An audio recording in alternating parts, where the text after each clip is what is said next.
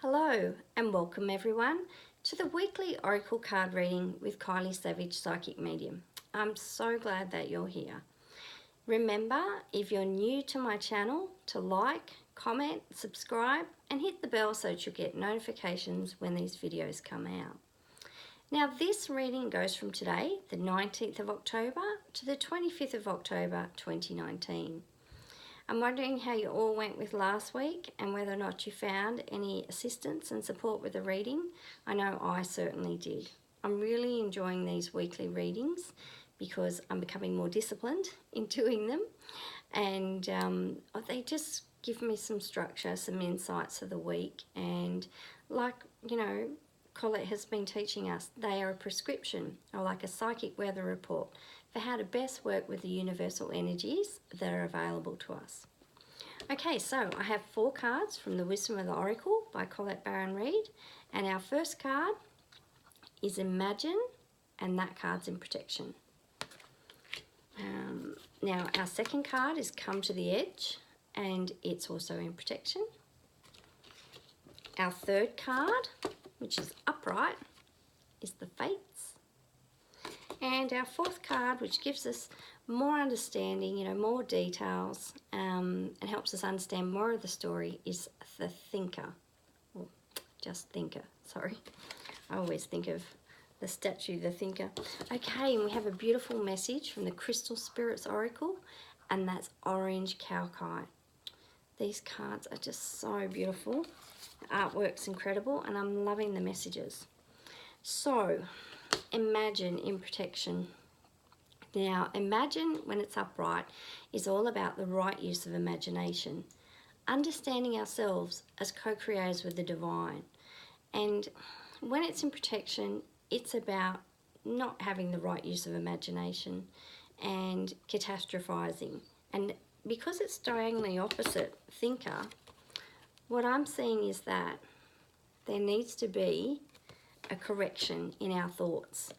There needs to be a change in our thinking, and we need to really come back into alignment with the right use of imagination this week. Remember, when the cards are in protection, it's just an extra hug from the universe, like Colette says, helping us to course correct and get back into alignment. Now, as you said, I have been totally guilty of buying into a lot of the universal energy that's out there, and it's not just universal energy, it's fear. And of course we're all afraid. If you tune into the news or you see what's going on with world events, if you've heard the dire predictions from the climate scientists, then it's very frightening. And of course we'd be catastrophizing. And that means we've left the present, the here and now, which is the home of peace and the center of our power. And we've gone into the future. When we're worrying, catastrophizing, projecting, our thoughts are in the future, and there is nothing we can really do about the future except get the now right so that our future changes and is different. We can, even as a psychic, we can definitely make predictions about the future, yet the future is fluid. So once we change our mind and take a different course of action, then everything else around us changes like a domino effect. So therefore, the predictions that we made become incorrect or obsolete.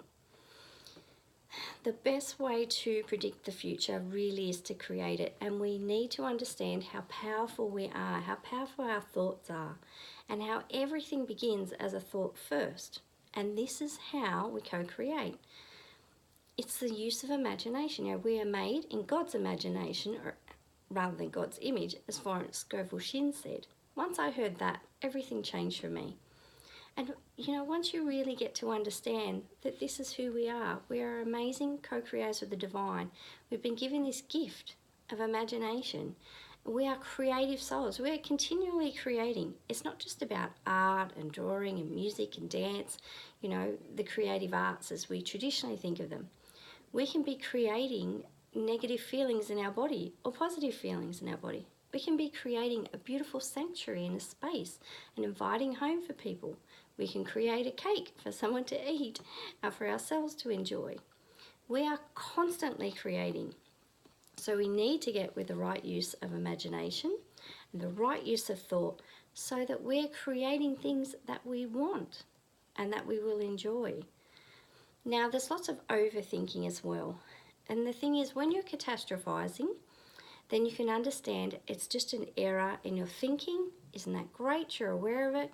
You know, you started a whole disaster scenario. One of the best examples of catastrophizing is Nina in the TV series Offspring. Another one is Lucy Sullivan is getting married. Great examples of catastrophizing. And catastrophizing means the present moment is overwhelming. It's frightening, and we are feeding into the fear, and we are blowing it out of proportion, and we're creating a whole dramatic scenario in our head, and we're going more and more into that, and it compounds, and then, you know, our body feels more fear because of the thoughts, and then so when we think more fearful thoughts, and it just becomes a vicious cycle. But catastrophizing, so we need to recognize it as a thinking error and get our thoughts back in alignment. And what I find we really need is a circuit breaker.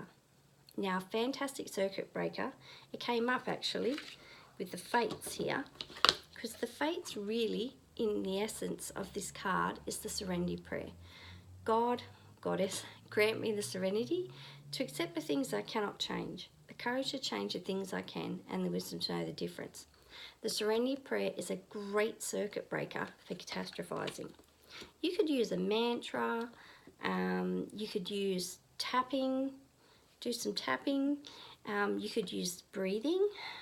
Breathing technique I learned of recently is just to breathe in and out solely through your nostrils, and just to calm down the nervous system, which has gone into fight or flight sometimes with catastrophizing.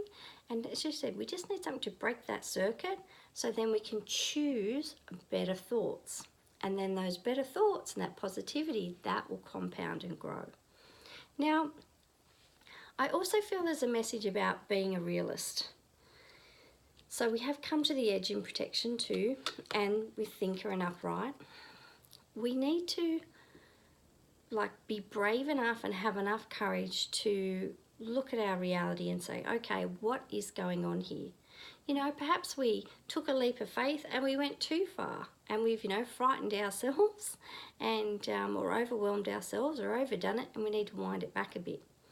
We come to the edge in protection is saying we really need to work on our courage muscles. We need to get a hold of this brain that is, you know, it's suffering from thinking errors. And if you ever go and see a really good therapist and you do some cognitive behavioural therapy, you understand about the connection between your thoughts and your feelings, and you'll understand about thinking errors. Ever since I learned about thinking errors, I, you know, can very quickly now identify, okay, I'm catastrophizing. All right, I'm projecting. Okay, I'm getting into all or nothing, black and white thinking.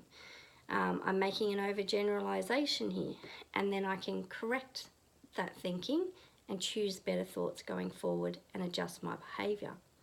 Look, all these things take time as well. And the thing is too, with Come to the Edge, I feel like we need to be real about what's going on. We need to also understand that your experience of the world is generated by your thoughts. So if you're not enjoying what you're experiencing, it all needs to change up here. And we can ask, you know, the divine to come in and to guide our thoughts, guide and lead our thoughts, and bring us to a better state of mind, a healthier, saner state of mind. Now, my understanding of insanity in one part is that you're not worthy of God, and that, you know, we have this sort of, and that we're separated from God, and that the insanity is believing that there is no hope, and that you are beyond help and recovery and hope and restoration to sanity.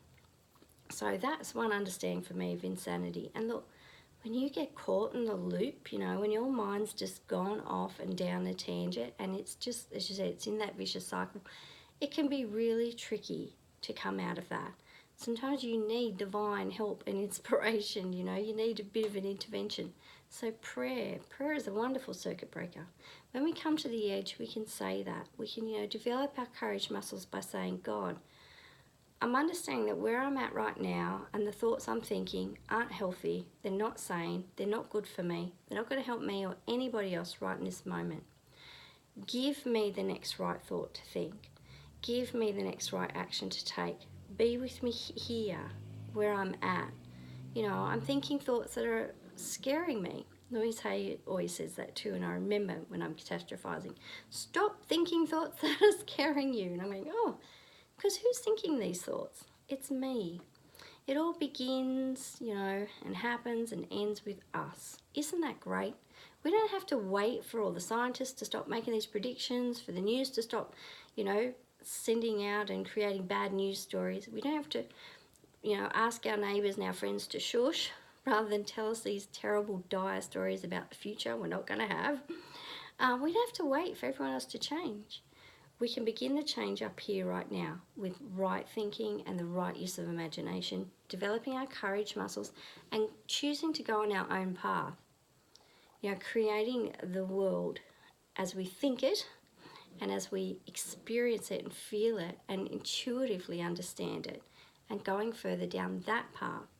You know, you got to be a bit of a radical. It's going to take courage too to go against the grain, because just because a lot of people in mainstream media and out there, you know, in our world, just because they're saying one thing, you know what, they could be right. Is that really going to help us in the moment? And then we need to take the action that is going to support us feeling better going, you know, further into our lives and further into the future. We need to be courageous and take, you know, responsible action and do things. You know, don't just sit, you know, at home and shut the door and lock the blinds and be scared. Like, be proactive. Go and volunteer somewhere, you know, so you can help people. Give money to drought relief. Get on the phone, you know, work for a Lifeline or something like that. Do something. Take some action so you feel like at least I'm contributing to the solution. That's going to empower you. It's going to give you so many, you know, so many more powerful thoughts to think. It's going to be amazing. And you're going to need courage to do it, and you can do it. We can all do this. Remember, we're all in this together. So with the fates, know that too, yes, some things are fated, and we have no control over them. The weather, you know, people talking about the weather and the climate crisis and all that, we have no control over that. Yet we can have lots of control. We can use our water responsibly. We can take steps to reduce plastic and waste. We can more consciously choose what we're going to eat or not eat, you know, the transport we're going to take or not take. If all of us made small daily changes, then we really could make a huge difference to our world and to our planet. And, you know, to the health of our minds, our sanity and our society. I always say I want to be an agent of peace, not chaos. And this is how I do it. So with Thinker 2, as you said, explore it. Cognitive behaviour therapy, Google thinking errors. I used to have it on a stencil and put it on the fridge. It helped myself, it helped the kids. Now very quickly too, I can identify when someone's in a thinking error, when they're saying something like, oh, all men are bad. Sorry, men. All vegans are crazy. All animal activists are criminals, you know, overgeneralizations. No. We need to remember there's always a person behind the stereotype. So, you know, all greenies are bad, that sort of thing. No, they're not. You know, we need to bring it back. So look up thinking errors and see if you can identify the ones that you have. And if you've been catastrophizing, what small changes could you make right now, like printing off a copy of the thinking errors, put it on your fridge, highlight the ones, you know, starting to recognize, develop an awareness for when your thoughts are going off track and how you can bring them back. You know, take some action like meditation, developing more detachment. David G says, you know, he talks about the gap, the sweet spot. And it's the gap between your thoughts, between one thought and the next thought. And if you can actually widen that gap, that creates more of a space for spirit, you know, for the divine to come in and enter in a conversation with you. I find I often won't, you know something in the moment. I'm meditating, you know, that gap is widening. Yet as I go about the rest of my day, I'll just find I'm calmer, I'm more reasonable, I'm more logical, I'm able to access the more creative aspects of my mind, and I just feel like I'm more in the flow. That, I think, is the you know, some of the flow-on benefits of developing the gap. Look up David G. He used to work for the Chopra Center. He might have something to do with that. If you sign up for his newsletter, he will send you a free meditation every week, and he will teach you mantra meditation. Mantra is one of the best circuit breakers you're ever going to use, and it really does, strengthen your mind and help you understand your mind as an evolutionary tool. You are not your mind. Your mind is an evolutionary tool which you can use to co-create. So think about that. Okay, orange calcite, I really love this because with the right use of imagination, becoming co-created with the divine, you can really get in touch with your creativity. Whenever you see the colour orange, very much it resembles our social lives, our creativity, our sacred sensuality and sexuality, and our sacral chakra. It's about the relationships we have with the world, with other people, and what we'd like to co-create. If you feel blocked in your creativity, what you can do is work with your sacral chakra. It is the chakra that is just up from your base chakra, which is red. So the next lighter vibration of red is orange. And the sacral chakra can really help you, especially with women, if you've had any fertility issues or you've had babies and you feel like your reproductive organs, your womb space, your lady landscape, that it's not as balanced after childbirth or after any sexual trauma or something like that. You can work with a healer and you can work on your sacral chakra. A lot of people that I know do a lot of work and say that manifesting really comes from the sacral chakra. Makes sense, doesn't it? It's the birthplace of our fertility and reproduction, and for women, this is where life actually begins in our womb. So working on the sacral chakra can connect us to abundance, can help us to be phenomenal co-creators. Now, I also feel like this card's here because it's saying, let's get into our creativity of the right use of imagination and thought. Let's understand ourselves as creative beings. Get in touch with how powerful we really are. Sometimes, if we're too much in our logical brain, our Western mind, we discount our creative abilities and the source of our creativity. We also don't really understand the link between imagination, creativity, and manifestation. Fortunately, Westerners are being much more influenced by the East, and we're getting in touch with these, universal laws, really deep spiritual ancient understandings and teachings. We're learning more and more about the chakra system, about ourselves having energetic bodies, not just physical bodies, and about us being spiritual beings having a human experience. And we have that through the vehicle of the body, the physical body. So it's really great to see this, to understand, to feel like the other part of the story, the other pieces of the puzzle are coming to us Westerners, and we're embracing them at deeper and deeper levels. So definitely do a little bit of research, orange calcite, about your sensuality, your creativity, the right use of thought and imagination, and see what you can come up with this week. One other tip is, sometimes we might be pushing so hard for a project to come about. We're trying to get our business running. We're trying to bring in more financial abundance, earn more money, get that promotion, receive that prestige, win that award, all those sorts of things. And we can be so focused. And we can also be focusing on not having that thing that we want so badly. So what I find is a really good tip is drop it. Just let it go. Whatever the thing is, let the to-do list go. Stop writing the memoir. Stop, striving for that promotion, competing for it, doing all that. Just stop. Just for a moment and go and do something completely different.